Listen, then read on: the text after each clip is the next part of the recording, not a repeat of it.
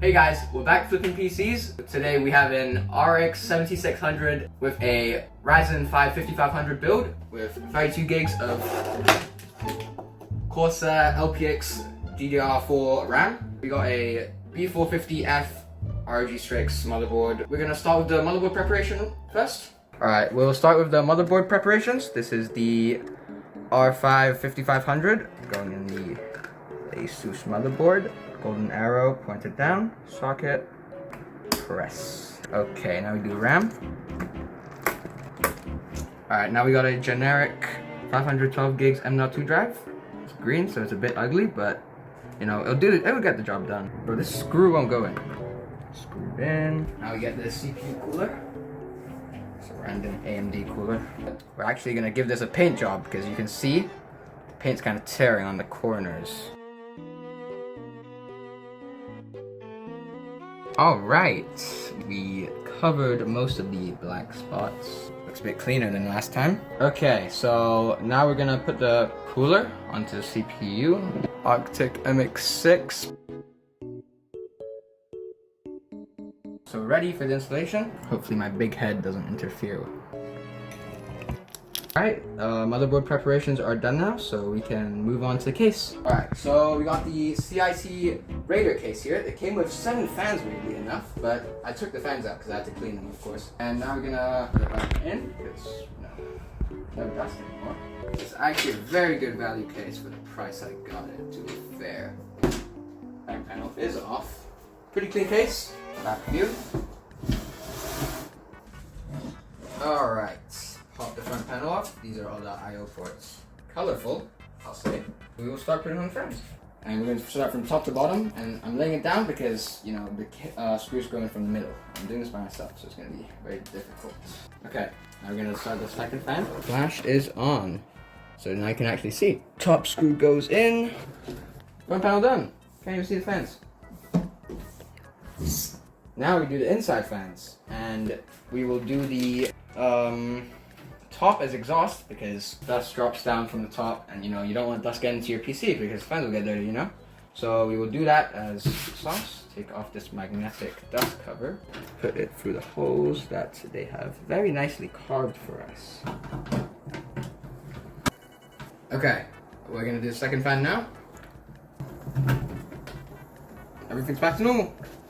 So we are going to put an exhaust here and intake here. We will use the case fan exhaust here first. Okay, so we're gonna have 4 intake, because I'm gonna put another intake here, and 3 exhaust.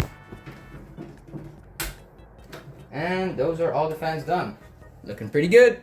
Looking pretty good, all I gotta say. All I gotta say is looking pretty damn nice. So we're gonna do the motherboard now. That's what it looks like. Looking pretty good.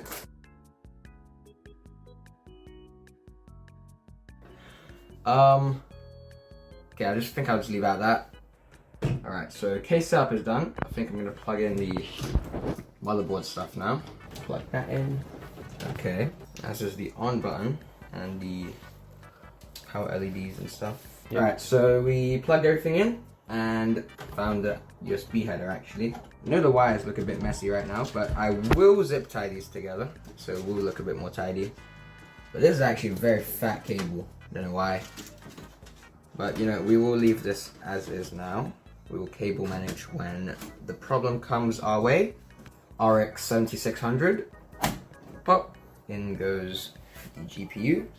Alright, so we do have this Evercool integrated PSU. But it does have ketchup and mustard cables, which isn't ideal. So we're going to go down and spray paint it soon. And then we will put this in, plug everything in, and cable manage. The PSU has done with the painting, spray painting, cables, pretty black, yeah. Aside from not the other ones, because we don't really need them. We will screw this in from this side. First 2 screws in. Alright, so now we will turn this case around and start plugging stuff in. Push that. Alright guys, we're gonna start cable managing now because the build has posted and everything's been tested, so we're gonna do the cable. We've already done one. right there. So we're gonna do the rest. The fan knob's gonna magnetically stick on the back, and we're gonna do the rest. I'm gonna cut back in. Looks pretty good. Not my finest work from that right cable loop going down, but it gets the job done. So I'm gonna put the panels back and take some final shots.